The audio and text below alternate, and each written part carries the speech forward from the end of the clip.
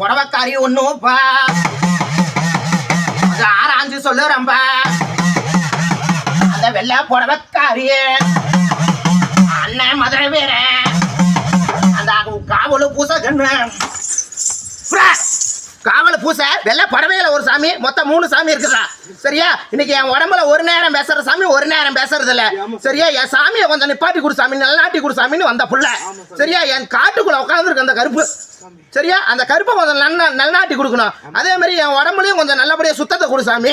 என்கிட்ட முன்னெல்லாம் பேசின சாமி கொஞ்சம் பேசணும்னு கேட்க வந்தேன். அதுதான்ப்பா நினைச்சு வந்தேன். சாமியை கொடையில அனுப்பி தரணும். அதே மாதிரி வீட்டிலையும் கொஞ்சம் நிம்மதியை கொடுக்கணும்.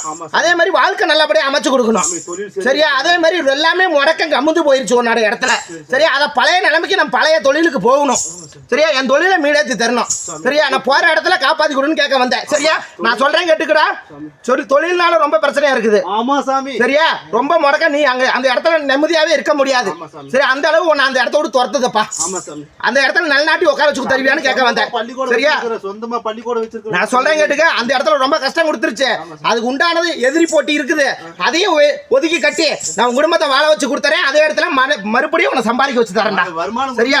அதுதான் நான் மறுபடியும் அந்த இடத்துல சம்பாதிக்க